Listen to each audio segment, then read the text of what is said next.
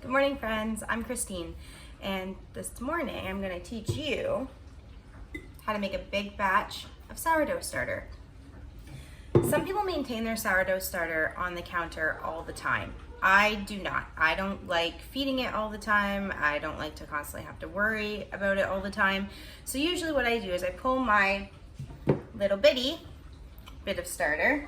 I actually have 2 jars on the go right now, out of the fridge the day or two before I want to bake bread or cake or whatever I'm making with sourdough, and I feed it a 1:1:1 ratio. But I want to get ready. It is Wednesday. No, it's Tuesday today. It's Tuesday today. I'm going to get ready to do a big batch of sourdough bread and cake and muffin baking this weekend. Because we have a really busy week next week. And I want to make sure we have a lot of really easy grab and go items, a lot of toast for sandwiches for dinner time. And I don't want to be tempted to have to run out to the store all the time once we're home for the day next week. So what I'm going to do is I'm going to take my little bitty bit of sourdough starter, and over the next 2 days I'm going to bulk it up so that I have enough to make a couple big batches of breads and cakes. So find out how we do that. Okay, the first thing we are going to do is we're going to weigh our big container.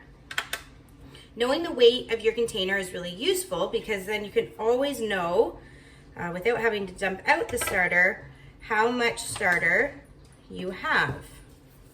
So this bucket is 1,524 grams.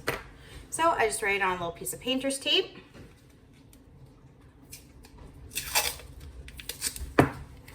And stick it to the side of the jar. What's up, bud? Mom, Yes. what are you doing? I'm feeding the sourdough. It doesn't look like it. Would you like to help me before you go outside to do the quail eggs? It doesn't look like it. I can show you. I'm just starting. Uh-huh. Okay, bring your stool up. You're not feeding. I am going to feed it. So now that we know how much our bucket weighs, we can take our 2 little jars of discard that have been hanging out in the fridge now for about a week. You can see in here they've got a little bit of liquid on top. They're a little bit bubbly still. Move your stool over here, bud. I've got a little helper now that's come to do some helping here. So, okay. You take the starter, dump it in the big bucket. It looks like yogurt. It kind of does look like yogurt, doesn't it? Got a repeat.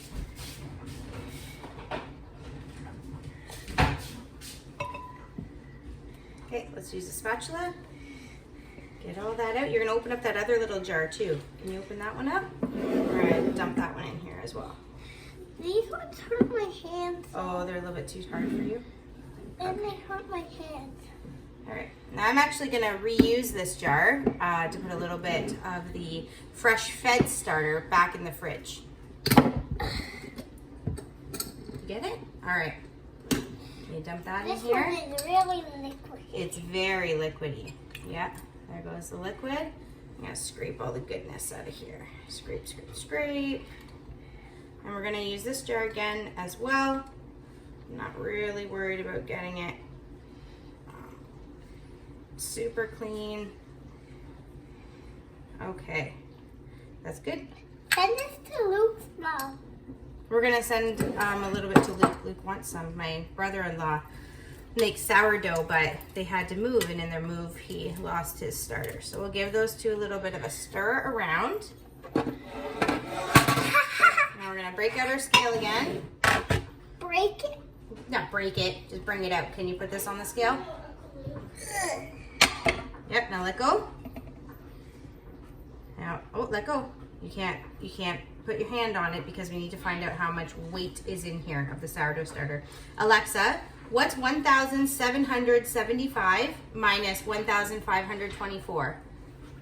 1,775 minus 1,524 is 251. 251.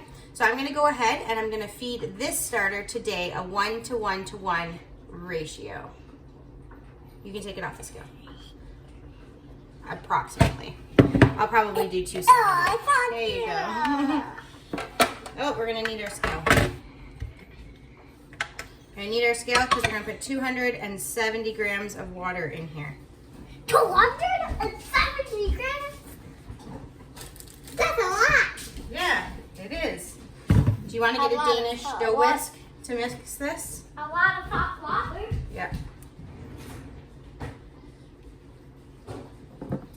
So this water's from my kettle. It's not hot. I just like to use water that I've boiled before if I have it on hand. Why do you have such a small ice cream scooper? It's for cookies. It's a cookie scooper. Did you get the little chocolate balls? All right, so we have with 270 grams Did you of make water. the little chocolate balls with this? I did, yeah. No, I didn't. I rolled those by hand, actually. Come on, bring your whisk over. I need you. Okay, and then once you have the water in there, and give that a really good stir. Just remember it's glass.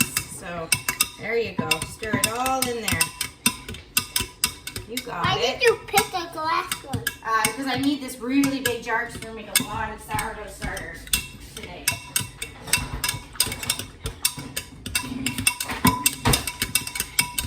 I can't feel any more dough. No more dough? Okay, let's break out our flour. Break it. Break it. Break it. So here we have, this is just Break all-purpose it out of flour. jail. This is a organic Oak Manor all-purpose flour made with Canadian wheat. So we need to lift up the big bucket and gently set it back on our scale, bud. There we go. And we need to zero it out. We've got 0.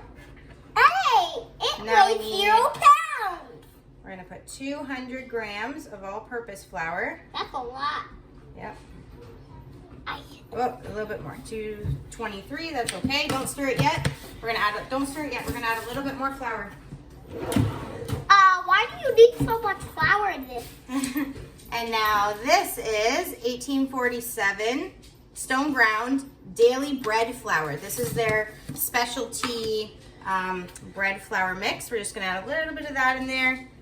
Why do you need so much flour? Because we're making a lot of starter today. All right, we got 270 of that. Move it off the scale, And I mix and it. you mix it together. Mix, mix, mix, mix, mix, mix.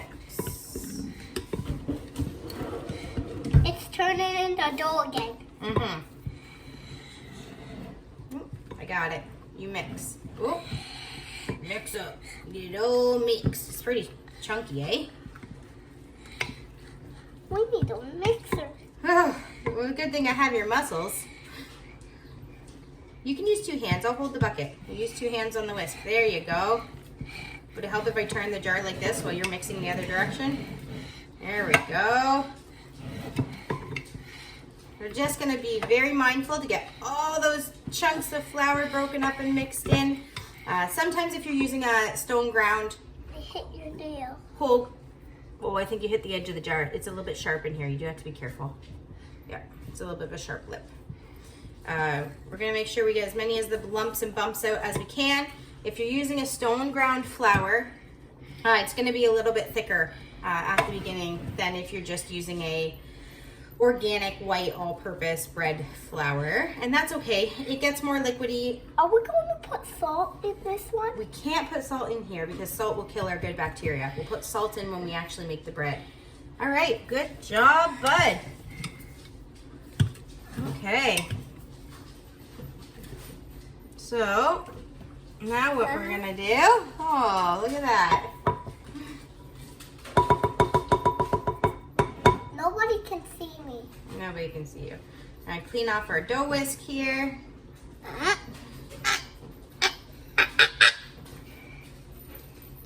All right, you run that to the sink.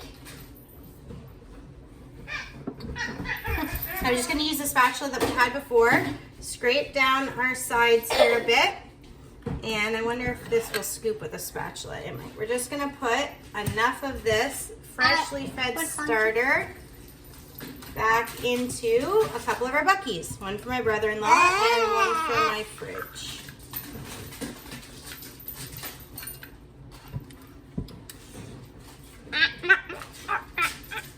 So this right here is about how much sourdough starter I maintain in my fridge on a regular basis.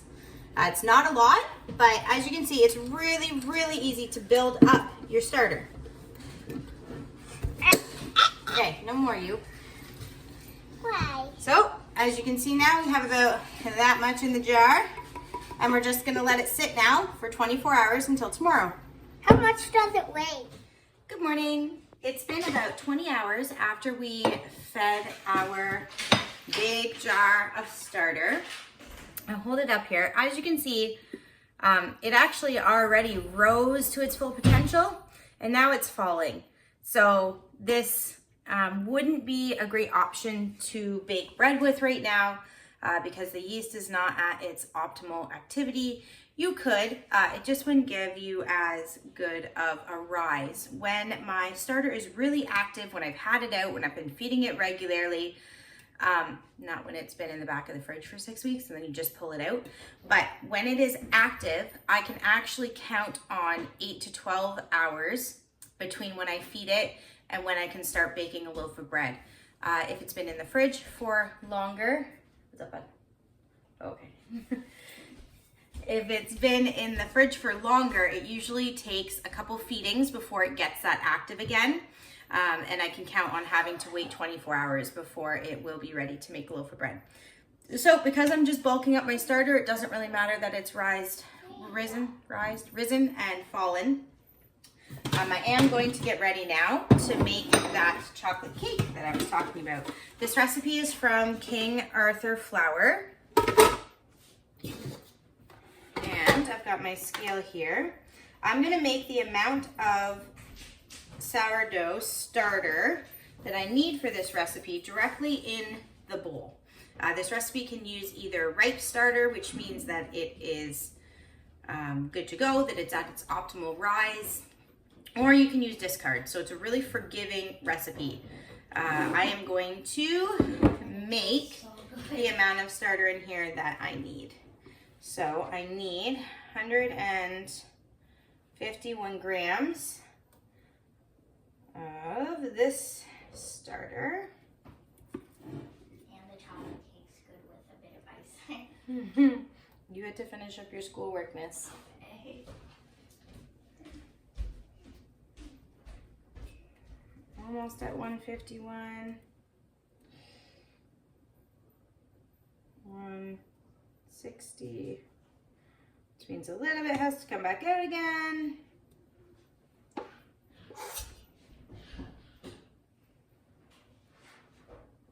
147. When you're working with weight, you can tell exactly how much you could mess things up when you're using measuring cups.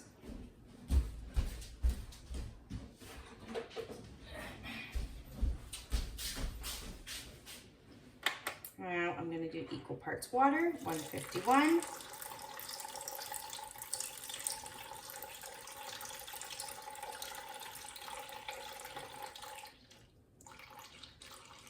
Almost there.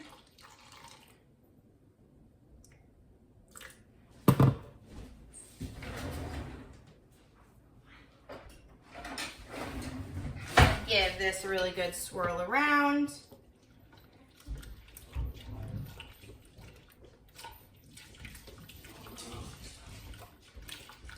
Now this is for a double recipe of the bread, of the cake. I can make a double recipe of this cake. It will make 2 9x13s, or it will make 1 9x13 and a bunch of cupcakes. So there we go, we got that all mixed in there. Because this is going to be cake and not bread, I'm just going to use my unbleached all-purpose flour. Maybe about 151 of that as well.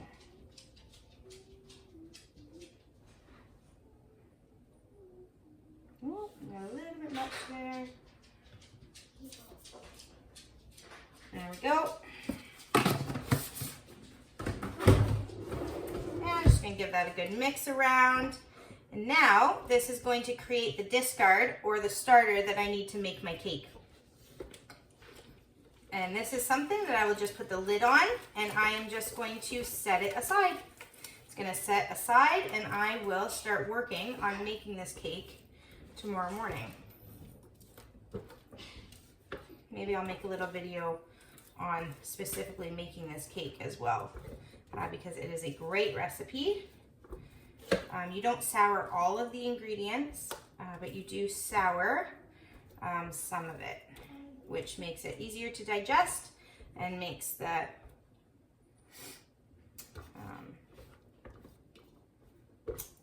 flour more easy to digest, basically, and the carb count lower. Okay.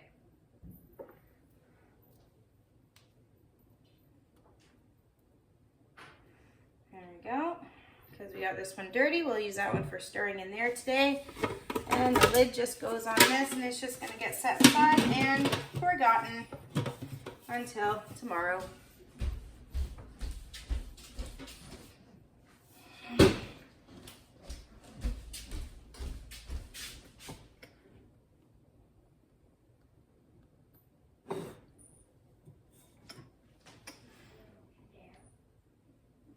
That hardly made a dent in the starter that I have going there.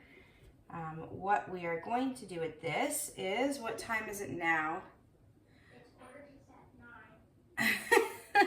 Got my little clock in the other room there. It's 8:45 in the morning, apparently. So because I know this is a super active starter, I want to start making my sourdough loaves tomorrow morning. So I'm actually just not even going to feed this right now. I'm going to let it be. I'm going to let it be for the whole day. And then I will check my recipes, see if there's any discard recipes that I would like to use some of this for, if I need to bulk it up anymore, or if I can just use it as a discard. I don't love sourdough discard recipes. I don't usually have a lot of discard that needs to be taken care of. And I don't love them because they also use baking soda or baking powder. This cake recipe does also use baking soda or baking powder. But I am going to start trying it with a ripe starter and omit the baking soda. Not this time, maybe next time. Yeah, I'm gonna check out my recipes, see how much of this discard I actually need to keep around. And I'm going to wait until tonight to feed it so it'll be ready and ripe so I can start my bread dough in the morning. Good morning. Today is Thursday. We started this whole process on Tuesday. Yesterday I showed you how I took a little bit of the starter out and used it to create a pre-ferment for the cake that I'm going to be making today. I waited until last night before bed and I fed my starter another 1:1:1 by weight ratio.